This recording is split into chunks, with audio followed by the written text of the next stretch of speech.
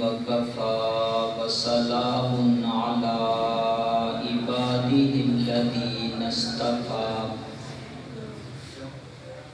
أما بعد فأعوذ بالله من الشيطان الرجيم بسم الله الرحمن الرحيم تبت يدا أبي لهب وتب ما أغنى عنه ماله وما كسب وقال النبي صلى الله عليه وسلم إنما بعثت لأتمم مكارم الأخلاق أو كما قال عليه الصلاة والسلام صدق الله العظيم وصدق رسوله النبي الكريم ونحن على ذلك لمن الشاهدين والشاكرين والحمد لله رب العالمين.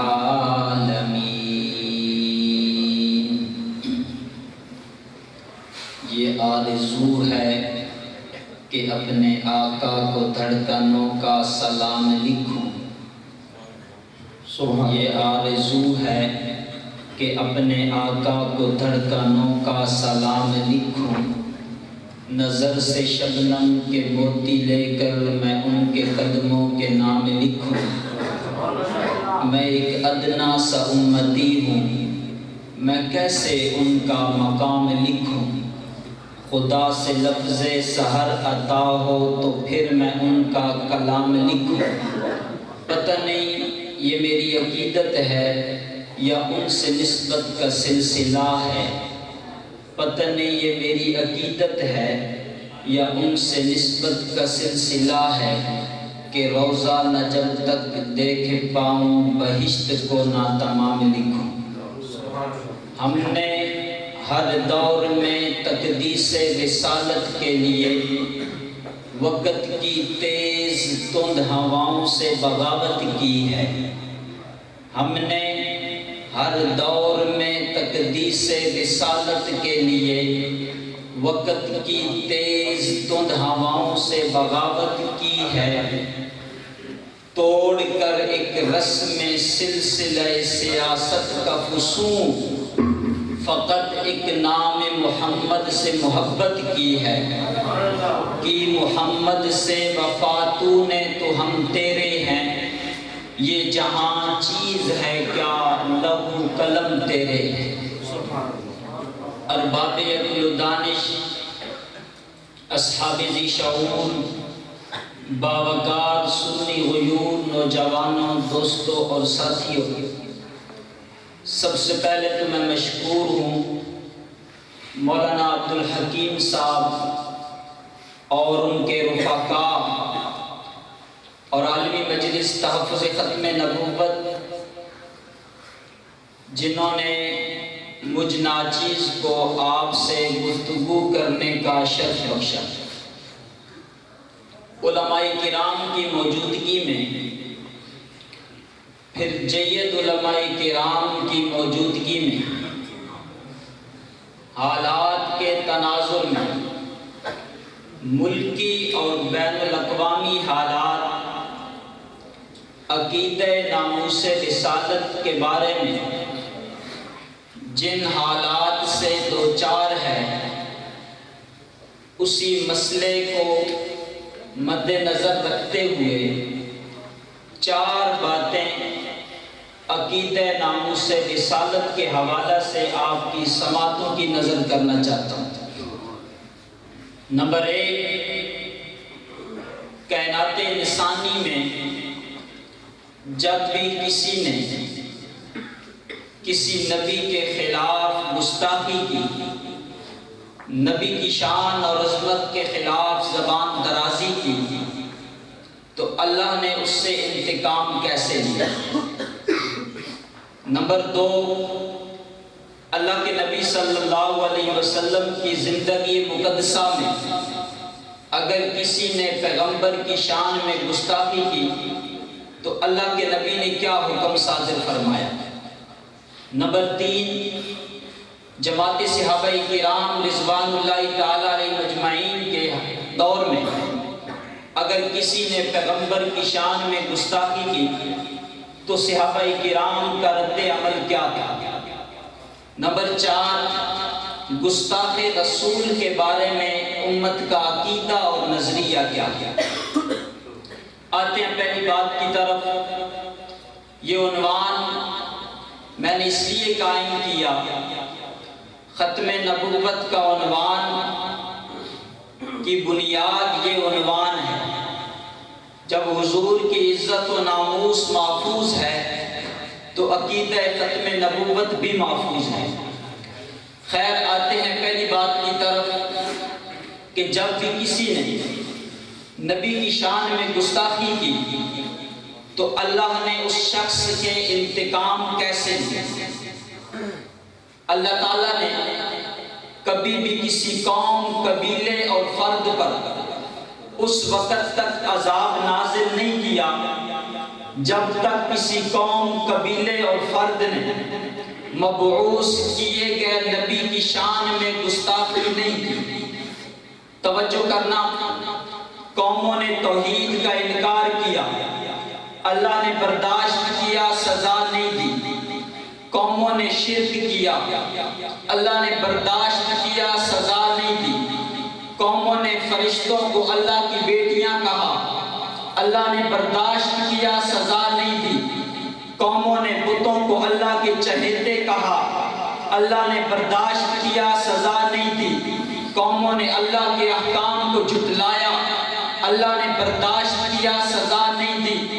مشرکین مکہ نے 360 بت بنا کر اللہ کے گھر بیت اللہ میں رکھے، انہیں معبود کہا، مشکل کشا کہا، حاجت روا کہا، اللہ نے برداشت کیا، سزا نہیں دی۔ قوم نوح نے 5 تن بنائے، ودّا ولا سوا ولا یغوث و یعوق و نصر، انہوں نے 5 تن بنا کر 5 بتوں کی پرستش کی، اللہ نے برداشت کیا، سزا نہیں دی۔ نمرود نے ربوبیت کا دعویٰ کیا، اللہ نے برداشت کیا، سزا نہیں دی۔ فرعون نے ربوبیت کا دعویٰ کیا، انا ربکم الاعلیٰ کا اعلان کیا، اللہ نے برداشت کیا، سزا نہیں دی۔ اللہ نے جب بھی کسی قوم، قبیلے یا فرد کو سزا اس وقت دی ہے جب اس قوم، قبیلے یا فرد نے نبی کی شان میں گستاخی کی۔ قوم نوح کو سزا اس وقت دی جب انہوں نے نوح علیہ السلام کی شان میں گستاخی کی۔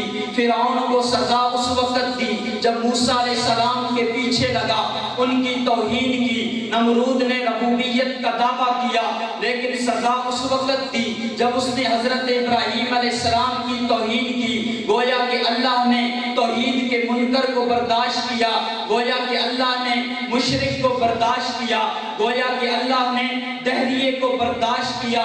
لیکن جب بات آئی انبیاء کی عزت و ناموس کی، جب بات آئی پیغمبر کی نبوت و رسالت کی، جب بات آئی انبیاء کے تقدس و عظمت کی، پھر اللہ نے برداشت نہیں کیا بلکہ گستاخان نبیوں کو، گستاخان انبیاء کو نیست و نابود کر کے انسانیت کو یہ پیغام دیا، جب بھی کوئی نبی کی شان میں گستاخی کرے گا، اگر فرعون کی شکل میں ہوگا، پانی میں ڈوبے گا، پانی قبول نہیں کرے گا، اچھال کے بائیں رکھ دے گا۔ اگر ابو لہب کی شکل میں گستاخی کرے گا، جسم سے بدبو ایسی پیدا کریں گے، دفنانے کے لیے کوئی شخص قریب نہیں جائے گا۔ اگر سلمان تاثیر ملعون کی شکل میں گستاخی کرے گا تو کوئی جنازہ پڑھانے والا اس کے پاس نہیں آئے گا۔ گویا کہ خود خدا نے نبی سے یہ فرما دیا، خود خدا نے نبی سے یہ فرما دیا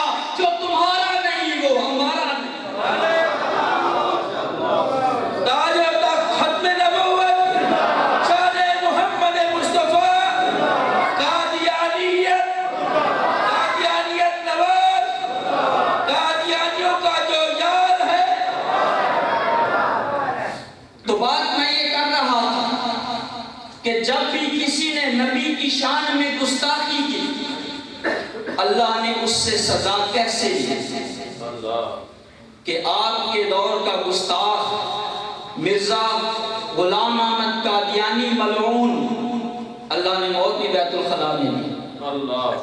امت کو دکھلایا کہ نبی کا گستاخ جس دور میں ہوگا اس دور میں ان لوگوں کے لیے عبرت بنا دے۔ دوسری مثال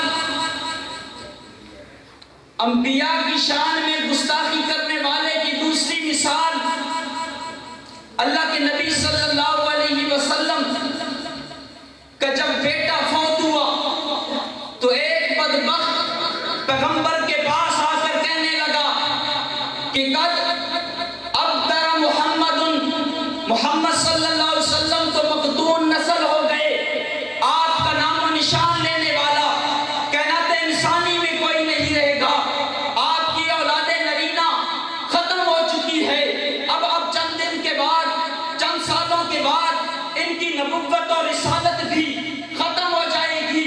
اللہ نے ان الفاظ کو سن کر قرآن مقدس میں ایک سورت اتاری، اِنَّا أَعْطَيْنَاكَ الْكَوْثَرَ فَصَلِّ لِرَبِّكَ وَانْحَرْ إِنَّ شَانِئَكَ هُوَ الْأَبْتَرُ۔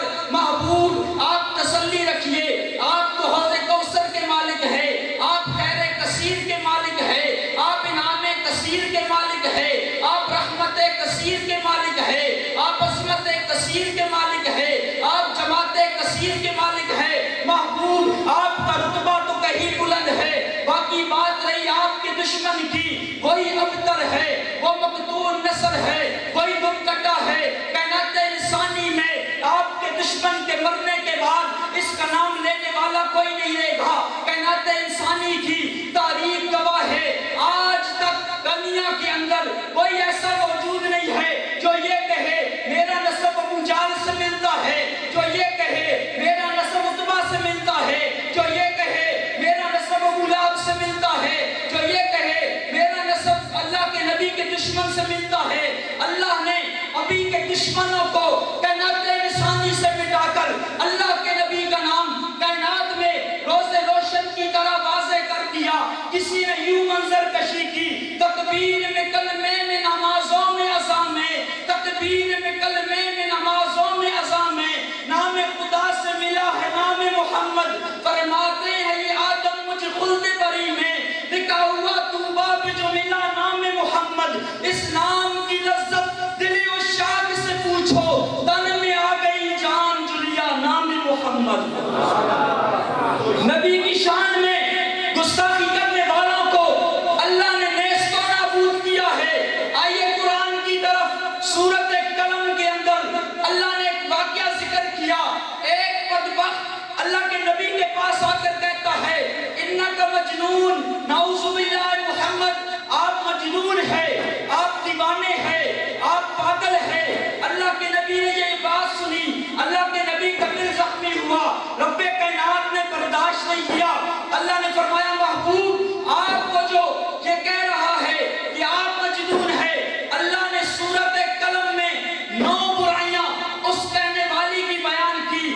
اللہ نے فرمایا وَلَا تُطِعْ كُلَّ حَلَّافٍ مَّهِينٍ، حلاف یہ جھوٹی قسمیں کھانے والا ہے، مہین ذلیل اور کمینہ ہے، مناع للخیر نیکی سے روکنے والا ہے، ہماز طعنہ باز ہے، مشاء بنمیم چلتے پھرتے چغل خوریاں کرنے والا ہے۔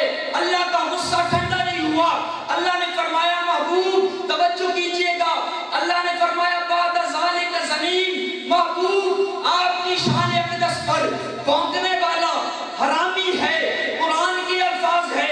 اللہ نے کہا محبوب جو آپ کے خلاف بولتا ہے اس کا نسب محفوظ نہیں ہے۔ ولید اٹھ کر ماں کے پاس جاتا ہے، تلوار ہاتھ میں ہے، کہتے ہیں ماں آج محمد الرسول اللہ کی زبان سے میرے لیے چند برائیاں آئی ہے، نبی نے مجھے گستاخ کہا میں ہوں، نبی نے مجھے جھوٹی قسمیں کھانے والا کہا میں ہوں، نبی نے مجھے ذلیل و کمینہ کہا میں ہوں، لیکن نبی نے مجھے حرامی کہا ہے۔ وجہ کیا ہے؟ اگر سچ نہیں بتائے گی تو سر جدا کر دوں گا۔ ماں نے بتایا بیٹا جیسے آمنہ کا لال کہتا ہے تو واقعی حرامی ہے، توجہ کیجئے گا، نبی بھی اللہ کا انتخاب ہے، صحابی بھی نبی اللہ کا انتخاب ہے۔ جو پیغمبر پر بولتا ہے وہ بھی حرامی ہے، نسب محفوظ نہیں۔ جو صحابہ پر بولتا ہے وہ بھی حرامی ہے، نسب محفوظ نہیں ہے۔ شان محمد مصطفیٰ تاج و تخت خط نبوت، شان صحابہ، شان اہل بیت، نعرہ تکبیر، خلافت راشدہ۔ اللہ کے نبی کے گستاخ سے اللہ نے کیسے بدلا لیا؟ دوسری بات، اللہ کے نبی صلی اللہ علیہ وسلم کی حیات مقدسہ میں اگر کسی نے نبی کی شان میں گستاخی کی تو اللہ کے نبی نے کیا حکم صادر فرمایا؟ توجہ کیجئے، عقبہ بن ابی معیط نجاستوں کا مجموعہ، یہ وہ غلیظ تھا جس نے مکہ کی زندگی میں سجدے کی حالت میں پیغمبر پر اونٹ کی اوجلی لا کر رکھ دی تھی، اللہ کے نبی کا دشمن تھا۔ دوسرا نضر بن حارث جو پیغمبر کی شان میں گستاخی کیا کرتا تھا۔ اسلام و کفر کا پہلا مارکہ غزوہ بدر میں اسلام کے شیر حضور کے جانثار حضرات صحابہ کرام رضوان اللہ تعالیٰ علیہ مجمعین کے ہاتھوں جب یہ گرفتار ہوئے، پیغمبر غزوہ بدر سے مدینہ کی طرف لوٹ رہے تھے، راستے میں پیغمبر نے ٹھہر جانے کا حکم فرمایا۔ اللہ کے نبی نے فرمایا عقبہ بن ابی معیط اور نضر بن حارث کو الگ کر دو، الگ کر دیا گیا۔ اللہ کے نبی نے حضرت علی اور حضرت عاصم رضی اللہ تعالیٰ عنہما کو حکم دیا ان دونوں کی گردنوں کو ان کے بدنوں سے جدا کر کے اللہ کی دھرتی کو ان غلیظوں سے پاک کر دو۔ معلوم ہوا نبی کا حکم گستاخ رسول کے بارے میں قتل کا ہے۔ دوسرا واقعہ ابو داؤد شریف حضرت عبداللہ ابن عباس رضی اللہ تعالیٰ عنہ کی روایت کہ مدینہ کی سرزمین پر ایک نابینا صحابی تھے جن کی ایک باندی یہودیہ تھی، نام اسما تھا، پیغمبر کی شان میں گستاخی کرتی تھی۔ اس صحابی نے بارہا سمجھایا لیکن جب وہ باز نہ آئی تو صحابی نے یہ عزم کر لیا کہ آج رات کو میں اپنی بیوی کو، اس باندی کو جو ام ولدہ کا درجہ رکھتی تھی، قتل کر دوں گا۔ رات کے اندھیرے میں اس صحابی نے اس کو قتل کر کے باہر پھینک دیا۔ صبح مؤذن نے اذان دی، لوگ نماز کرنے کے لیے جب مسجد کی طرف روانہ ہوئے، دیکھتے کیا ہے، پیغمبر کے انصاف والے زمانے میں مدینہ کی سرزمین پر ایک لاش لاوارث ملتی ہے۔ اللہ کے نبی کو اطلاع دی جاتی ہے، اللہ کے نبی اپنے صحابہ کرام کو اکٹھا کر کے پوچھتے ہیں من قتلہا، کس نے قتل کیا ہے؟ کوئی کھڑا نہیں ہوتا ہے۔ اللہ کے نبی پھر پوچھتے ہیں من قتلہا، کس نے قتل کیا ہے؟ کوئی کھڑا نہیں ہوتا ہے۔ اللہ کے نبی پھر پوچھتے ہیں من قتلہا، کوئی کھڑا نہیں ہوتا ہے۔ وجہ یہ ہے یہ کوئی عام عدالت نہیں بلکہ آمنہ کے لال کی انصاف والی عدالت ہے جہاں قتل کا بدلہ قتل ہے، کوئی کھڑا نہیں ہو سکتا تھا۔ اللہ کے نبی نے فرمایا میں قسم دیتا ہوں اللہ کی اس شخص کو جس پر میری نبوت کا حق ہے، کس نے قتل کیا ہے؟ نبینا صحابی کھڑے ہوتے ہیں خوف کی حالت میں، کانپنے کی حالت میں۔ پیغمبر نے پوچھا قتل کیوں کیا ہے؟ کہا یا رسول اللہ یہ میری باندی تھی، کسی اور کی نہیں تھی، میری ام ولدہ بھی تھی، میرا سہارا بھی تھی، میرے سے دو بیٹے بھی تھی، لیکن آپ کی شان میں گستاخی کیا کرتی تھی، میں نے اس کو اس گستاخی کی پاداش میں قتل کر دیا ہے۔ اب آپ فیصلہ فرمائیے۔ اللہ کے نبی صلی اللہ علیہ وسلم نے فرمایا اشہدو، میرے صحابہ گواہ ہو جاؤ، انک دمہ ہدر، اس کا خون معاف ہے۔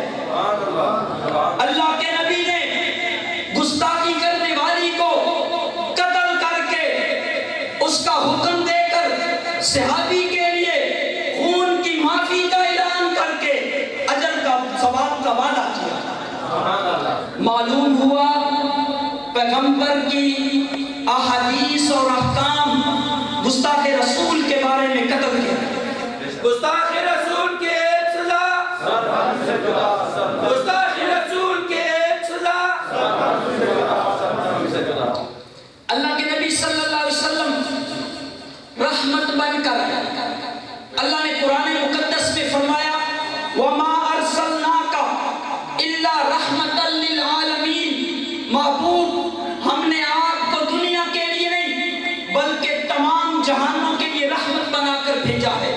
لیکن توجہ کیجئے گا، گستاخ رسول کے بارے میں نبی کا حکم کیا ہے؟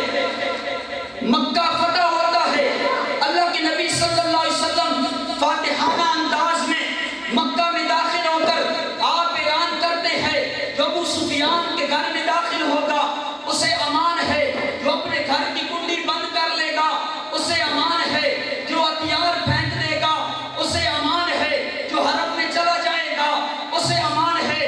لیکن میرے صحابہ ایک بات یاد رکھو، ابن خطل جہاں بھی ملے جو میری شان میں گستاخی کرتا تھا قتل کر دو، ان کانا متعلقاً باستار الکعبتی، اگرچہ بیت اللہ کی دیواروں کے ساتھ چمٹا ہو، غلاف کے ساتھ لپٹا ہو، پھر بھی قتل کر دو۔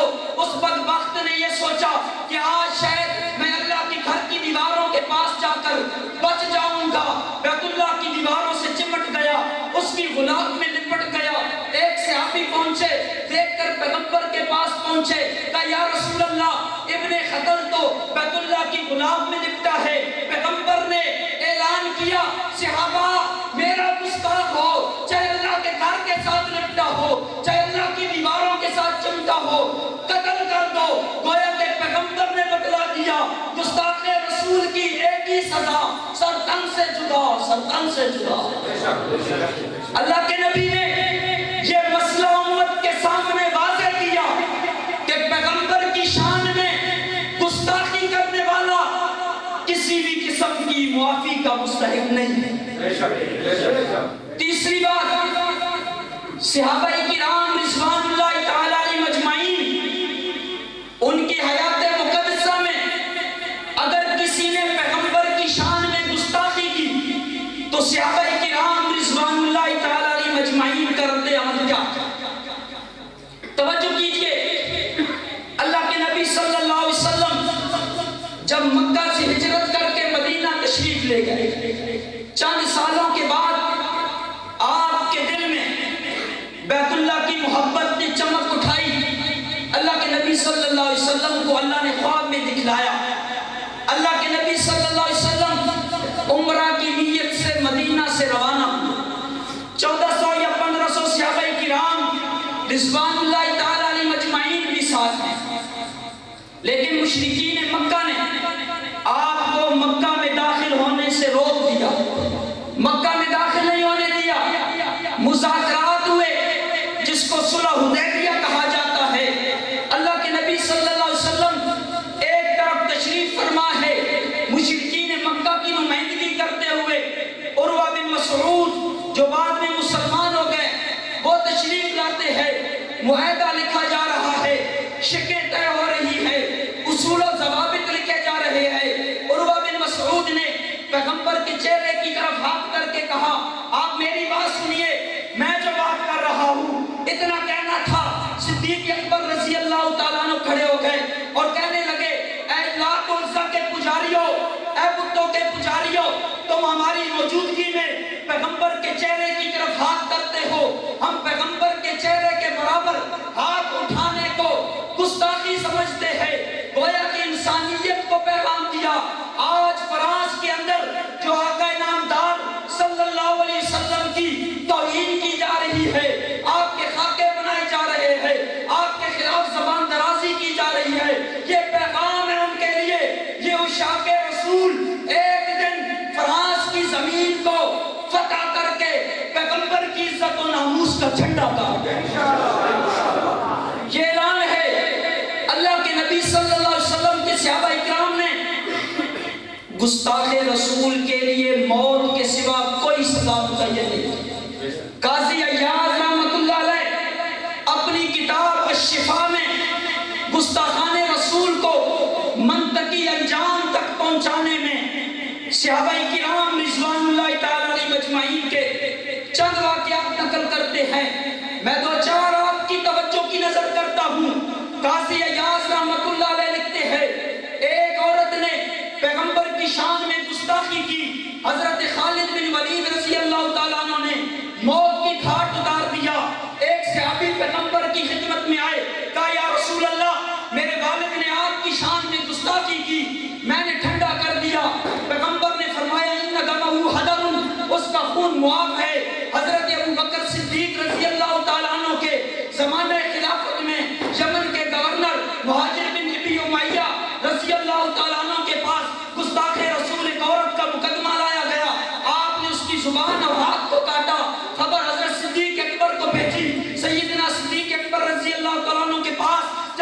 پہنچا، آپ نے فرمایا اگر مقدمہ میری عدالت میں آتا میں قتل کا حکم دے دیتا۔ ابو رافع ملعون یہودی مالدار تھا، پیغمبر کی شان میں گستاخی کی۔ قبیلہ خزرج کے چند نوجوان حضرت عبداللہ بن عتیق رضی اللہ تعالیٰ عنہ کی سربراہی میں رات کو اس کے گھر میں داخل ہوئے، دو ٹکڑے کر کے موت کی گھاٹ اتار کر صحابہ کرام نے امت کو یہ عقیدہ دیا جو پیغمبر کی شان میں گستاخی کرے گا کائنات انسانی میں رب کائنات کی دھرتی پر اسے جینے کا کوئی حق نہیں۔ چوتھی بات، گستاخ رسول کے بارے میں امت کا عقیدہ کیا ہے؟ علامہ قرطبی رحمت اللہ علیہ نے علامہ ابن منذر رحمت اللہ علیہ کے حوالے سے ذکر کیا، قال ابن المنذر اجمع عامت اہل العلم علی ان من سب النبی صلی اللہ علیہ وسلم علیہ القتل۔ ابن منذر فرماتے ہیں علماء امت کا اس بات پر اجماع ہے جو پیغمبر کی شان میں گستاخی کرتا ہے اس کی سزا قتل ہے، اس کی سزا قتل ہے، اسے قتل کیا جائے گا۔ آخری بات، علامہ ابن عابدین نے اپنی کتاب رسائل عابدین میں امام ابو حنیفہ، امام اعظم سواد اعظم امام ابو حنیفہ رحمت اللہ علیہ کا ایک مسلک ذکر کیا۔ علامہ ابن عابدین رحمت اللہ علیہ کہتے ہیں ابی حنیفہ کا ومن ذکر معه قالوا حکمه حکم المرتد بلا زیادت ویمانا قوله یردت۔ امام ابو حنیفہ کا مسلک یہ ہے جو پیغمبر کی شان میں گستاخی کرے گا اس کی سزا مرتد والی ہے۔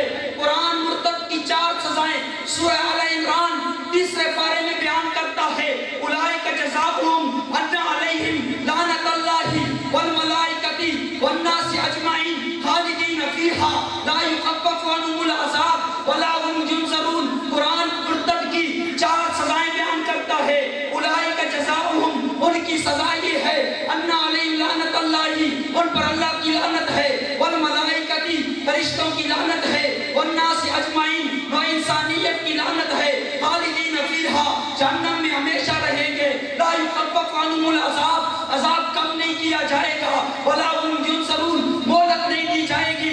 امام صاحب نے گستاخ رسول کو قیاس کیا ہے مرتد کی سزاؤں پر، توسیع طلبی کا ضابطہ ہے، مقیس علیہ کا حکم مقیس کو ملا کرتا ہے۔ پھر امام صاحب کے مسئلے کے مطابق جو پیغمبر کی شان میں گستاخی کرے گا اس کی سزا یہ ہے ان علیہم لعنت اللہ، اس پہ اللہ کی لعنت ہے، فرشتوں کی لعنت ہے، نوع انسانیت کی لعنت ہے، خالدین فیہا جہنم میں ہمیشہ رہے گا، لا یخفف عنہم العذاب عذاب کم نہیں کیا جائے گا، ولا هم ینظرون مہلت نہیں دی جائے گی۔ مسلمانوں کا شیوا ہے محمد سے وفا کرنا، نماز عشق تلواروں کے سائے میں ادا کرنا۔ ہمیں ایمان کا مطلب بس اتنا ہی سمجھ آیا، رسول پاک کی حرمت پہ تن من دھن فدا کرنا، جسے کٹنا نہیں آتا اے ناموس رسالت پر بدن پہ بوجھ ہے وہ سر اٹھا کے بوجھ کیا کرنا۔ مسلمانوں کا شیوا ہے محمد سے وفا کرنا۔ تو قرآن نے امام صاحب کے مسئلے کے قیاس کے مطابق مرتد کی جو 4 سزائیں قرآن نے بیان کی، علامہ ابن عابدین فرماتے ہیں امام ابو حنیفہ رحمت اللہ علیہ نے گستاخ رسول کو قیاس کیا ان سزاؤں پر، لیکن اس کا مطلب یہ نہیں کہ آج ہم میں سے کوئی اٹھ کر عشق رسالت اور گستاخ رسالت کے سرٹیفکیٹ دیتا ہے۔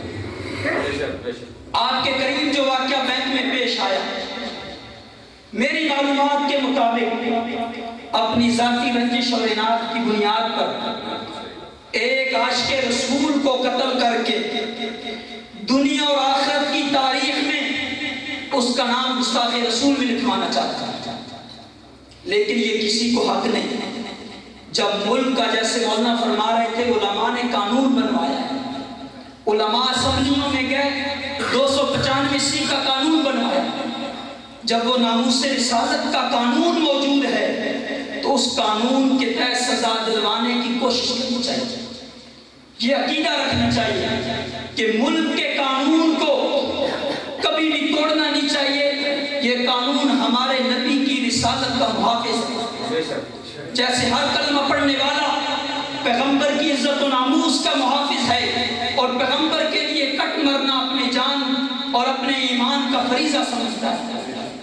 ایسے ہی قانون بھی گستاخان رسول کے خلاف 295 موجود ہے، اس قانون کا سہارا لے کر سزا دلوانی چاہیے۔ اللہ تعالیٰ مجھے اور آپ کو اپنے نبی سے سچی محبت عطا فرمائے۔ وَمَا عَلَيْنَا إِلَّا الْبَلَاغُ۔